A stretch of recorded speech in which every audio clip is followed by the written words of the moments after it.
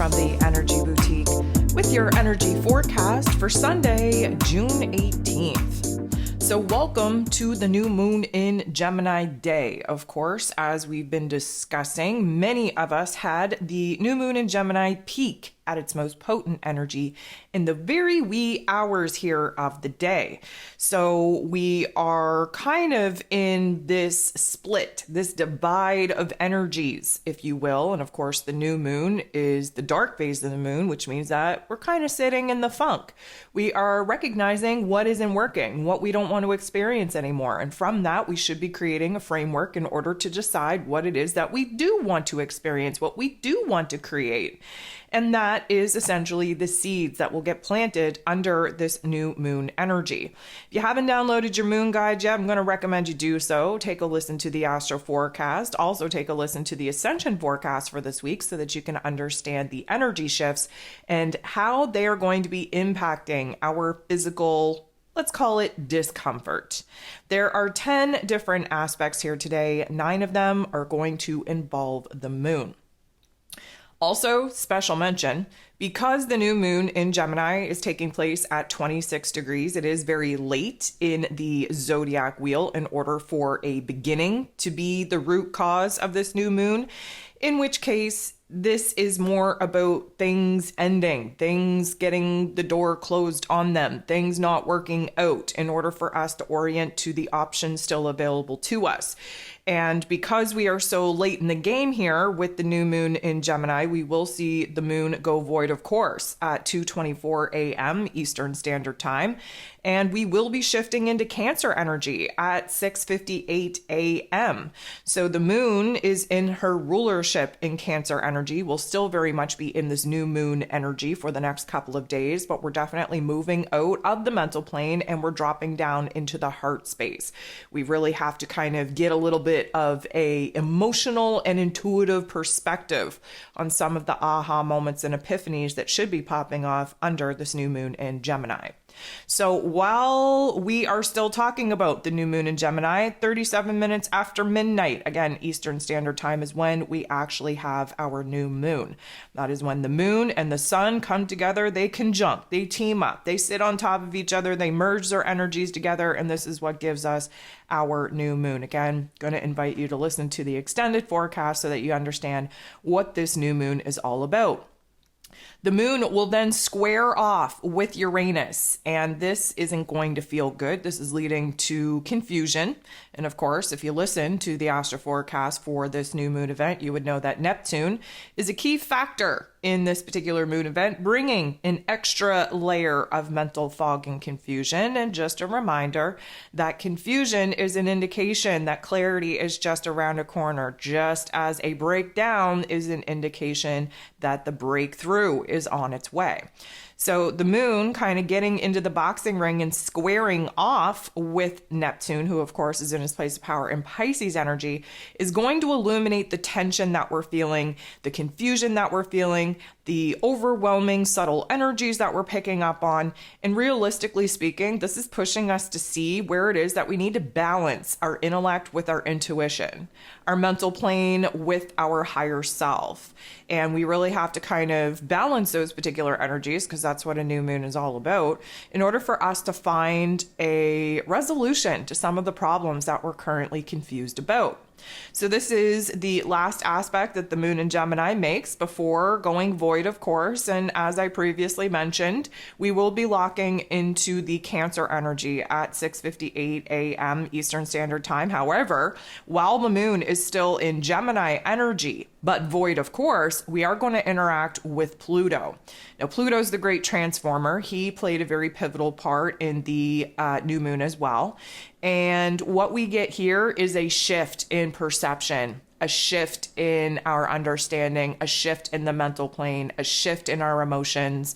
I do want to say for the better, because it will be for the better eventually, but this is likely going to feel pretty intense, pretty dark. Again, we have to sit in the funk in order to appreciate the light. So this is going to be a very transformative energy But Pluto does kind of take us down memory lane and highlight all of the darker parts of our experience in order for us to realize where it is that we no longer want to experience, how it is that we arrived at those particular points anyways, and give us an opportunity to kind of boss up, to take our power back, to flip the script, if you will, and kind of create something that is more of a empowerment vibration and frequency than a vulnerable, weak perspective that many of us kind of take on when looking at some of the disappointments, some of the challenges, some of the obstacles that we have faced in particular tough love life lessons. So then we lock into this Cancer energy, and we have a couple of hours, approximately 2.5 to 3 hours before we have the moon in Cancer making its first aspect. And this is going to be a positive interaction with Chiron, the wounded healer. So this is actually going to be a little bit of growth, a little bit of a realization where we are making some progress in figuring out what it is that we're being called to pursue. And even more than that, what we're being called to let go of. This is about surrendering and releasing and purging. Again, keep in mind that this new moon is more about looking at the endings, looking at the closures, looking at what isn't working in order to come up with a better alternative. So Chiron, being the wounded healer, is providing us an opportunity to get a little bit more of a sense of who it is that we are, who it is that we need to be in order to boss up to the challenges, to the obstacles that we're currently being faced with, in order to push through and actually choose, decide, align with a path that we are going to pursue in moving forward.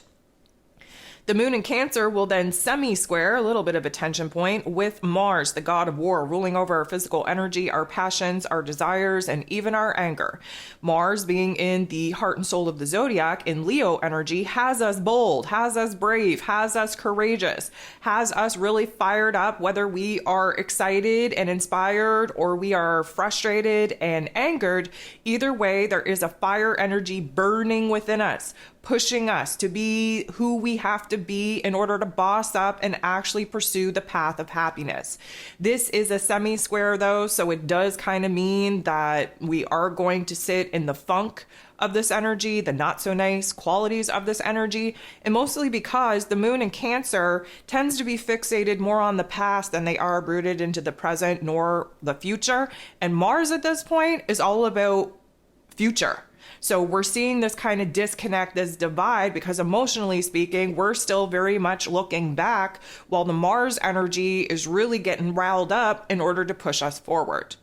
The moon will then sextile, which is a beautiful energy, with the true node, which means that we are kind of grasping where it is that we do have to make some changes. Why, you may ask? Well, because the true node needs us to get on the right path in order to reach our soul's potential, our soul's mission.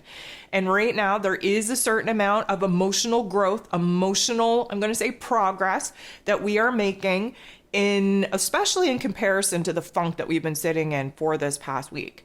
We want to also consider that the moon in Cancer is also kind of opposing, sitting across from Pluto, who just retrograded back into that Capricorn energy. We will come into a full stop opposition when the moon in Cancer kind of reaches the final degrees that, of course, Pluto is already at in the Capricorn energy, but we're building to this particular, I'm going to say, crisis point to when we actually take our power back. The moon sextiling the true node in this way is piecing together where it is that we do have to kind of stop attaching ourselves to old situations and scenarios, where it is that we do have to take stock, where it is that we're at now, recognize where it is that we have to boss up to create more stability, security, safety in our lives. And because of that, we are kind of micromanaging the little tiny bit of plans that we actually have in pushing us to move forward and pushing us mostly to break away from the old and from the past. The moon in Cancer will then semi-square, a little bit of a tension point, with Uranus, the Great Awakener. And so instead of kind of bringing clarity, bringing a certain jolt of energy for us to have a spontaneous epiphany to break us away from the old, what this is going to do is just reaffirm for us where it is that we are confused, where it is that we aren't really feeling strong enough to move forward, and where it is that, essentially speaking, we are setting up shop in this confusion. Just keep in mind that confusion is absolutely necessary in order for clarity to actually come through. The moon will sextile Jupiter. This is a beautiful energy because it restores our faith, restores our optimism, that funk that we've been kind of, teeter-tottering in. This is a positive aspect in order for us to see the light, to see the positives, to see the potential, to see the growth, to see what it is that we actually want to build and work towards. The moon will then trine with Saturn. Reason being, the Lord of Karma, as Saturn is in Pisces energy. The moon being in Cancer energy, this is water on water action. What we know to be true about water is that water is emotional, it is intuitive, but it cleanses us. It rids us of the funk. It rids us of the old vibrations. It cleanses us in order for us to be renewed, refreshed. And this is definitely a little bit of a reality check, because that's what Saturn does, is like to bring us a little bit of a reality check on where it is that we have to spend a little bit more time really taking a good look at the roles, at the responsibilities that we currently have on our plate, the obligations that we have, what it is that we're being challenged to kind of boss up into, but mostly where it is that we are posing some sort of resistance to the changes that we know that we need to make. This is a trine, so this means that emotionally speaking, we are kind of moving forward. Intuitively speaking, gaining more insight. And as far as the cleansing goes, we are really changing our belief system, especially with what it is that we absolutely need in our lives in order to feel safe and secure and taken care of. The last aspect that we have here today is the sun in Gemini energy, squaring, getting into the boxing ring, with Neptune, who of course is in his place of power in Pisces energy. This is just going to add to the confusion. It is going to kind of stunt our physical energy. It is going to illuminate for us the fears, the doubts, the insecurities over, the more positive narratives and vibes. And realistically speaking, the sun in Gemini is so locked down into the ego, really relying on our egoic intellect to make logical, practical sense of not only our current situation, but where it is that we should possibly be aiming for. While the Neptune energy is very intuitive and very spiritual and really knocking on the door, so to speak, to say, hey, do you think you could let the magic of the cosmos in and kind of blend that beautiful, brilliant intellect with this, very strong, intuitive, empathic energies and really kind of see the magic that we can make when we blend the intellect with intuition. And again, I am going to recommend that you listen to that astro forecast that I put out for the new moon, because I go into a little bit more depth, and especially in the moon guide, on Neptune and what his particular position under this new moon is actually going to mean for us.